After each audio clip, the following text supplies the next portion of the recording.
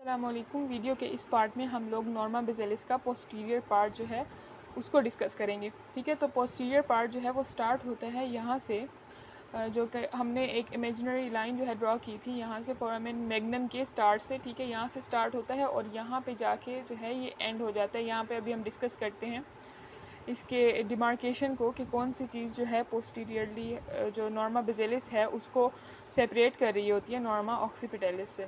ठीक है, तो अभी हमारे पास जो इसका पोस्टीरियर पार्ट है इसको हम फर्दर डिवाइड कर देते हैं टू पार्ट्स में। एक हमारे पास सेंट्रल पार्ट हो गया और दूसरा जो है वो हमारे पास लेटरल पार्ट हो जाता है। ठीक है, अभी अगर हम देखें तो पहले ये देखते हैं इसके पोस्टीरियरली यहाँ पे आपको एक जो है प्रोट्रूबरेंस नज़र आ रही है, ये वाली, इसको हम कहते हैं, देखें ये वाली प्रोट्रूबरेंस।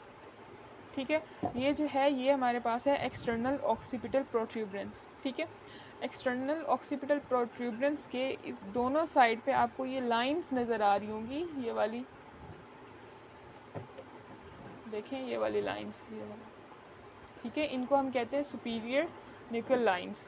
ठीक है, और उसके बाद यहाँ पर जो है इन्फीरियर न्यूक्लियर लाइंस भी प्रेजेंट होती हैं यहाँ पे।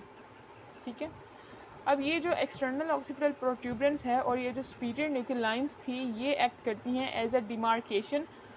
ठीक है, ताकि जो है हमें डिमार्केशन ऑफ नॉर्मा बेसिलिस फ्रॉम ऑक्सीपिटलिस। ठीक है, अब देखें तो यहाँ पे हमारे पास एक्सटर्नल प्रोट्रूबरेंस से आगे यहाँ पे आपको एक क्रस्ट नज़र आता है जो कि फोरामेन मैग्नम की तरफ जा रहा होता है। ये जो क्रस्ट है ना इसको हम कहते हैं एक्सटर्नल ऑक्सीपिटल क्रस्ट।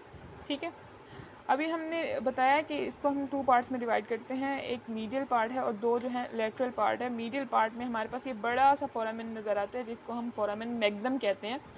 इस फोरामेन को फर्दर हम लोग फिर डिवाइड करते हैं दो पार्ट में, एक इमेजिनरी लाइन ऐसे बना लेते हैं, एक इसका हो गया एंटीरियर पार्ट ये वाला और इसका हो गया दूसरा पोस्टीरियर पार्ट। ठीक है, अब जो एंटीरियर पार्ट है, ठीक है, उसको हम कहते हैं लिगामेंट कंपार्टमेंट ना, क्योंकि यहाँ से जो है डिफरेंट लिगामेंट्स वगैरह पास हो रहे होते हैं। लेकिन जो इसका पोस्टीरियर कंपार्टमेंट है उसको हम कहते हैं न्यूरोवेस्कुलर कंपार्टमेंट, क्योंकि यहाँ से नर्व्स और उसके बाद जो है हमारे पास ब्लड वेसल्स और उसके बाद जो हमारे पास ब्रेन के पार्ट्स हैं, जस्ट लाइक हमारे पास मेड्यूला ऑब्लोंगेटा जो है वो कम्युनिकेट हो रहा होता है और उसके साथ क्या कहते हैं, ठीक है, तो मेड्यूला ऑब्लोंगेटा जो है कम्युनिकेट कर रहा होता है वर्टिब्रल कैनाल के साथ ना, फोरामेन मैग्नम के थ्रू। ठीक है, अभी और जो है अब लेटरली हम इसके स्ट्रक्चर्स देखें तो यहाँ पे जो है ये हमारे पास जो है हाइपोग्लोसियल कैनाल होती है यहाँ पे, लेकिन यहाँ पे इस मॉडल में कैनाल बनाई नहीं हुई। यहाँ पे देखें तो यहाँ पे एक डिप्रेशन सा बनाया हुआ है, लेकिन यहाँ पे कैनाल मौजूद होती है। अगर हम इधर से देखें तो ये वाली चीज़ को अगर हम अंदर से देखें तो ये आप देख सकते हैं, ये स्ट्रक्चर्स, ये वाला, ये वाला, ये हमारे पास हाइपोग्लोसियल कैनाल है। ठीक है, ये वाली ना। अब जो दूसरा एक इम्पॉर्टेंट स्ट्रक्चर आ जाता है वो हमारे पास जुगुलर फोरामेन आ जाता है। ठीक है, जुगुलर फोरामेन यहाँ से प्रेजेंट है, यहाँ पे देखें ये वाला, ये आप देख रहे हैं एक फोरामेन, ये तो ये हमारे पास जुगुलर फोरामेन है, ये देखें, ये यहाँ से भी देखें।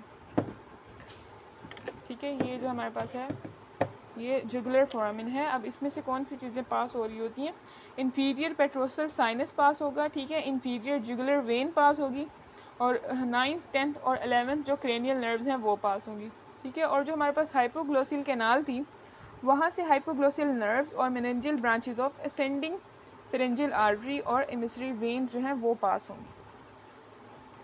ठीक है, तो ये फोरामेन्स वगैरह इंपॉर्टेंट होते हैं और इनमें से जो कंटेंट पास हो रहा होता है ना वो भी इम्पोर्टेंट है, क्योंकि ये ऑस्पीज में और वाइवास वगैरह में पूछा जाता है। इसमें मैं अलग से भी एक वीडियो बनाऊंगी जिसमें सारे फोरामिना जितने भी हैं इस स्कल में ना उसको बताऊंगी और उसके बाद जो है उनके कंटेंट्स को बताऊंगी, तो वो भी काफ़ी इन्फॉर्मेटिव और इम्पॉर्टेंट वीडियो होगी। तो मेरे चैनल को लाइक करें, सब्सक्राइब करें, शेयर करें। थैंक यू सो मच मेरी वीडियो देखने के लिए। अल्लाह हाफिज़।